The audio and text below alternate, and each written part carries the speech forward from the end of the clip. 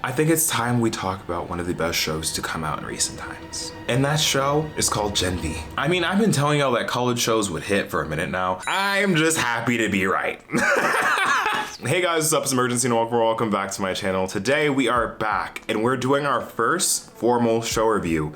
And I wanna say like 4 months? Math might be wrong on that, but who cares? It's been a minute since we've done a show review and I thought it was only right that we come back with one of the best shows to come out this year. I said it. Who's gonna check me? You gonna check me? Who gonna be my ass? Cause it ain't gonna be you. And it sure ain't gonna be Homelander, I'll tell you that. Today we are talking about Gen V. Now Gen V has been on my radar for a good minute now. I remember talking about it back when I made my video about the lack of representation of Gen Z college age people in TV shows. I did not describe that well. What was the title? Why Hollywood is Afraid to Make a Gen Z College Show. That's the one. And from the trailers, Gen V seemed like it was going to be a hit, I fear. Because it was taking place in the universe of The Boys, which is on Amazon Prime. I've also made a review on The Boys season 1 or season 2 that you should go check out, but I just really love The Boys. One of my favorite shows just because I like dark social commentaries, and I also like superheroes, and I feel like that just blends those together really well. But it takes that universe and puts it in the form of a Gen Z college show. And I think that is just a match made in heaven, at least for me, because the show is just that good. And I think it's time we talk about it. In this video, we're gonna be talking about the importance of college representation, the representation of Gen Z and POC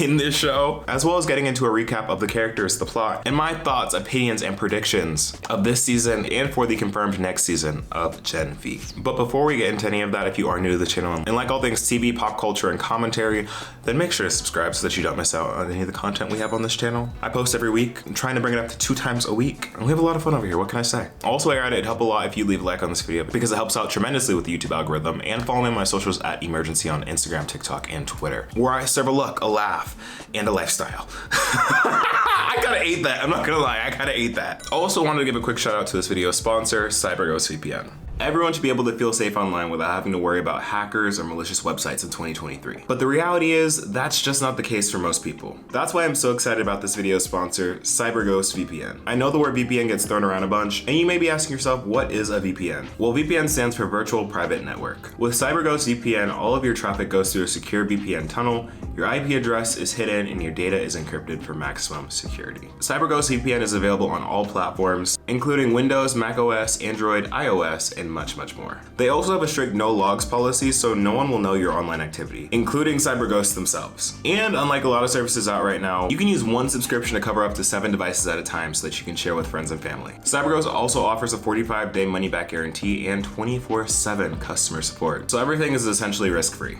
With CyberGhost VPN, you can access geo-restricted content from websites and social media networks, find better deals online, play games blocked in your region, as well as protecting your identity by keeping your data encrypted. You can also get access to block libraries from over 40 different streaming services, including some of your favorites. And with over 38 million users and 5 stars on Trustpilot, CyberGhost VPN is one of the best VPNs out on the market right now. And lucky for all the viewers of this video, CyberGhost VPN has given their best deal ever. By clicking the link in the pinned comment or in the description of this video, you can get started with CyberGhost VPN for just $2.03 a month and get 4 months of CyberGhost VPN completely for free. And $2 a month to feel safe online does not sound bad at all. So start protecting yourself today with CyberGhost VPN. Thank you so much, CyberGhost, for sponsoring this video. Let's get back into it. But Gen V, what's the show about? Like I was saying before, the show takes place in The Boys universe, following the main character Marie Moreau, who was admitted to Godolphin University after a tragic childhood of her discovering her powers and essentially unaliving her entire family with her powers and being sent to like a halfway house for superheroes. And the show's about Marie's experience in college and, of course, like anything in The Boys universe, gets into some dark and sinister drama that ropes all the other characters into it as well. Now let's talk about Marie specifically for a second, because I initially was not a big fan of Marie, I'm not going to lie. For the first 2 episodes, like, she was okay, but I wasn't loving her, just because it didn't feel like she was really giving main character energy. Like, she wasn't really making use of her powers or really making great use of her situation. Like, I understand that she was going through trauma and adjusting through school, but I really just think that she kept putting herself in positions to fail. But I feel like after the 3rd episode, I really started to love Marie as she started to come into her character more, come into her powers more, and really just started taking up more space, honestly. Marie's power is essentially blood bending. Like, she can control blood. This is a sick power because it really does give blood bending, like in Avatar: The Last Airbender. And And though she doesn't use her powers an awful lot or use them to their full extent very often, whenever she does use them, I'm always gagged. Like, I'm always like, yes, use that blood bending, girl. Moving on, Marie's roommate, Emma. Now, Emma was also a sleeper hit for me. Like, I honestly just did not think she was going to be that important to the plot. I thought she was going to get the side character treatment where like she's used for comedic relief, or like whenever Marie needs pickup support, Marie would go into the dorm room and just like talk to Emma, and then that would be the extent of Emma's character. But no, I am so happy and so glad that they decided to flesh out all of these characters and give them each their own story and their own personality, because I was pleasantly surprised when she came out as like one of the most important and pivotal characters in this season. Her power is getting big and getting very small based on how much she eats and how much she throws up. Well, at least I think that was how it was initially.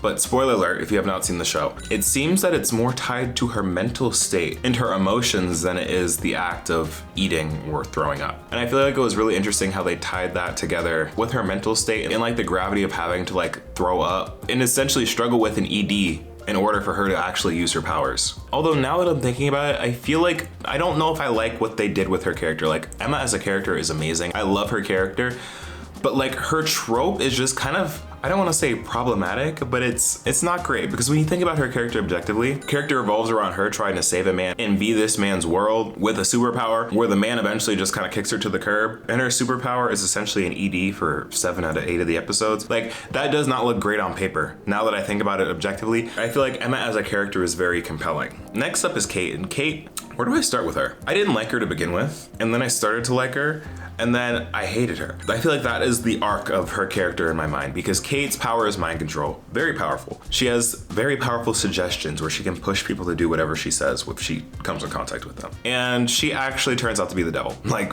spoiler alert, she awful. Like, I wanted to really feel bad for her for losing her boyfriend, but then it comes to find out like she was cheating on her boyfriend for like a good period of time before the boyfriend actually died. So I'm like, ooh, girl. And in addition to cheating on her boyfriend, she was also manipulating her boyfriend the whole time in their relationship. Not very cute, but I feel like her powers are one of the coolest. And I think that she's written in a way where you really just don't know her motives. Like, at the end of the day, at the end of the season, I just did not know where she stood. Like, I knew she was bad, but I don't know if her motives are her own or if they're Dean Shetty's. Because you remember that scene in the last episode where like it seems like Shetty got one over on Kate and was able to manipulate her into doing her bidding. I am unsure whether like the stuff that resulted after Shetty unalived was part of Shetty's plan that Kate is carrying out, or if Kate was just acting as if she was falling under Shetty's plan. Like, I don't know. I'm not sure if I missed that, so if you caught that and clocked that, let me know in the comments. But that kind of just bamboozled me a bit. Next up is Andre. Andre's power is essentially metal bending, but this man annoyed the out of me, no shade. Like, he consistently pissed me off. Like, his character is just so black frat boy coded. It honestly makes me sick. Like, his power in comparison to the others is not that impressive in my opinion, and I really just don't think he was useful. Not once. Like, if you really think about it, like, he was not useful pretty much at all. Like, the only thing he really did was help fend off the fire guy, Sam's brother, who ends up unaliving. But other than that, he just sends people to do dirty work. Like, he sent Emma down to go rescue Sam, and he was removed from a lot of big fights. Like, every time he tried to fight Sam, he'd get whooped. He didn't want to do anything superhero-y. He tried to be like that male leader figure in the group, but really just never gave because he never really had the power to stop anyone. Like, if you think about it, everyone else's power is stronger than his, at least at this point. And the way this man was whipped on Kate, like, it was just giving pick me. It was giving like, let me talk to her. Or if it wasn't, let me talk to her, I can calm her down. It's, I don't want anything to do with her. Like, anytime I could talk to her and actually stop things, I won't talk to her because she is a villain. She messed with my head. Even though I was helping her cheat on my best friend for months, like, I can't. She manipulated me. I can't do it. Like, girl, all he did this season was have daddy issues and get mad at somebody. Like, I wanted more from Andre. I want more from Andre. Like, I hope in season 2 he gives us more, but right now there's not much to like. Next up, we just talked about one of my least favorite, my absolute favorite character, Jordan. Jordan. I love Jordan. Jordan's power is interesting because their power is gender transformation, but then also like with their gender transformation, they get different powers. So when Jordan takes on a female form, they get like these force field powers. They're super agile, but then when they take on a male form, they're just pretty much indestructible. And I think they get like super strength. I don't know. I just think their powers are super interesting. And I think the character development that Jordan gets, especially with their parents and with society as a whole, is just so compelling and so interesting and just brings a different level to this show that I wasn't expecting or really asking for specifically. But the fact that it's there enriches it so much. And side note, I really do love Jordan and Marie's relationship. Like I saw this one tweet that said like Blasia is up right now on Amazon Prime.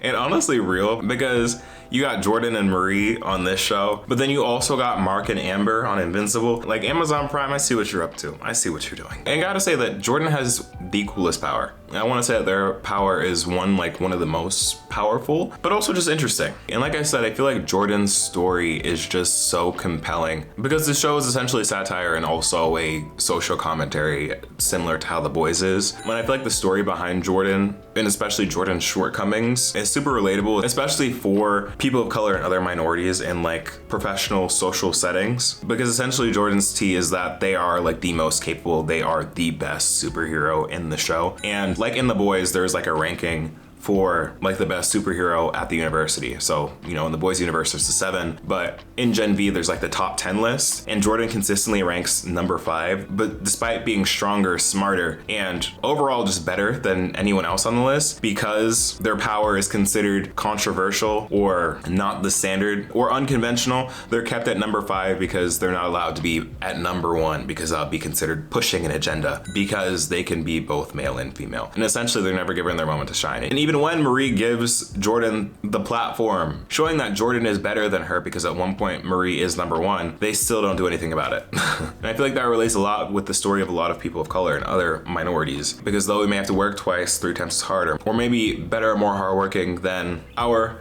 counterparts because of office work, social politics, we may not be given the same platform, privileges, and status, which is really unfortunate, but it's great that they're telling that story through that lens so that people who don't go through that struggle can understand what that's like for people in real life. Oh, I almost forgot one character, Sam. I was sad to see Sam's character arc. I saw it coming after Sam got a taste of the outside world, but it's really sad because again, I feel like this is a social commentary, and I think this is showing how easy the pipeline to extremism is for his demographic and for specifically, and I don't want to just say for his demographic, but I guess for young men in general, because you know, I don't want to get super political in this video, but there are tons of creators and tons of videos talking about like the radicalization pipeline that exists online through content that is fed to young boys. And Sam's character arc kind of just shows that, because he's initially just a kid who went through some very traumatic things due to his power. And when he gets out of that scenario, he's fine. He has no like resentment or ill will towards anyone besides the people who captured him and took advantage of him. But the second he's exposed to a rally as well as media that shows that he's been wronged and that he, because of who he is, deserves this power, becomes radicalized and eventually becomes a non-soup hater. And it's just really sad to see him go off the deep end, because I feel like he could have been such an amazing character. He could have been such a good ally, but I feel like that will be explored more in future seasons. I kind of liked him and Emma's relationship, but it was kind of giving little weird vibes. It was cute for the time being, but I don't know if the power dynamics at play were necessarily healthy. But I was sad to see them break up and have that in that emotional scene in the drama room. Like that was very sad.